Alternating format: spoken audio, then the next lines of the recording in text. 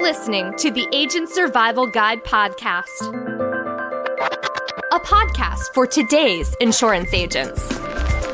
Informing, educating, empowering, improving the way you do business in an industry that's anything but static. In today's episode, don't let the fear of compliance keep you from following up. Find out how to stay within CMS guidelines for marketing and enrollment in How to Follow Up with Medicare Clients Compliantly, written by Lauren Hayden. After closing a sale, you might think your job is done, but not quite yet. Following up with clients is a critical part of being a successful Medicare sales agent.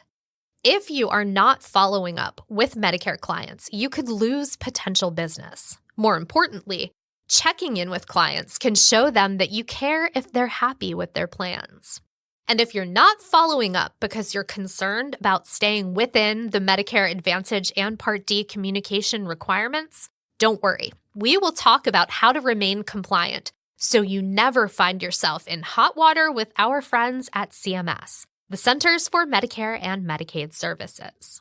The best agents know their success is largely based on effective interactions with clients. You don't want to give off the impression that you're only in this line of work for the commissions. By making a habit of following up with clients, you can create a reputable name for yourself as an agent. It tells current clients you are dedicated to helping ensure their happiness, making them satisfied clients. The main reason to check in with your clients is to see if they're happy with their current coverage, or if there has been an unforeseen change and their current plan is no longer suitable.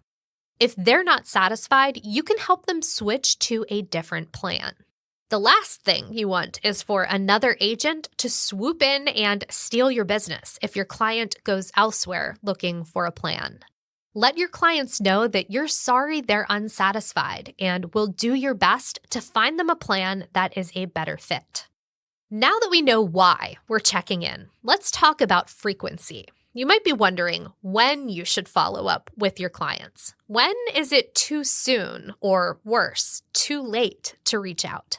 A great way to accommodate clients and make sure you don't forget about them after they have enrolled in a plan is to schedule a follow-up appointment with them at the initial appointment.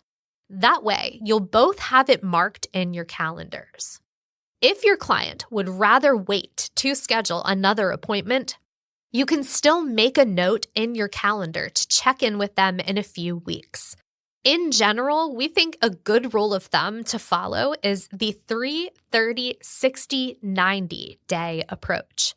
This practice has you follow up with clients after 3, 30, 60, and 90 days.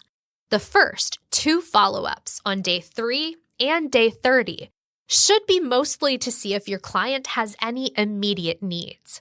You can start off by thanking them for enrolling in the plan. Then you can give them a brief overview of what to expect during the first couple of weeks of their enrollment.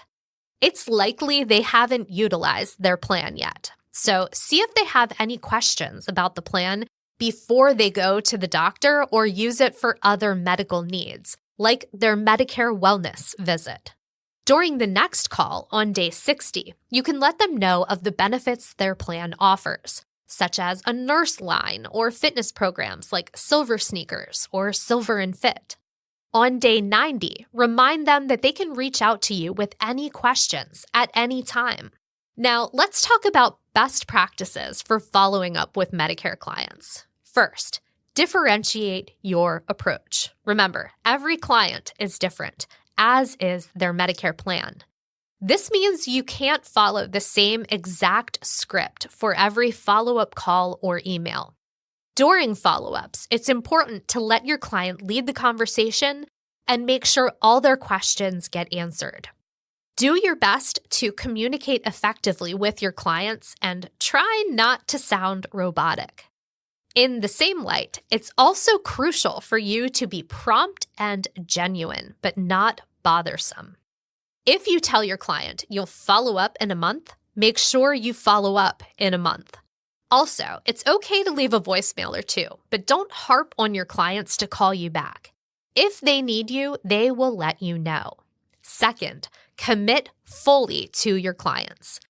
It's imperative that you follow through with your commitments to keep your clients happy. They'll see that you're organized and that you keep your word, which is a credible reputation to have.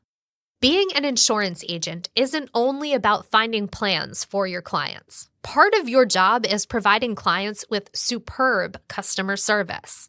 If you do, you can ensure their satisfaction and keep them coming back to you in the future. Third, go beyond. During your phone calls with your clients, if they indicate they're happy and satisfied with their coverage, great. You did a good job finding them plans that fit their needs, and you can give yourself a pat on the back. However, just because they're happy on day 30 doesn't necessarily mean they'll still be satisfied come day 60. Provide excellent client service if your client lets you know that they're unsatisfied with their coverage. You can easily help them change their plan to one that's a better fit for them. Now, let's talk about how to keep your clients happy while staying compliant with CMS. Once upon a time, there were limited options for making a switch once a beneficiary was enrolled in a Medicare Advantage plan. But in 2019, Medicare beneficiaries gained the option to change their Medicare insurance plans outside of annual enrollment. This period is known as the Medicare Advantage Open Enrollment Period, the MAOEP, and it takes place from January 1st to March 31st. There are some prohibitions for marketing during this time frame.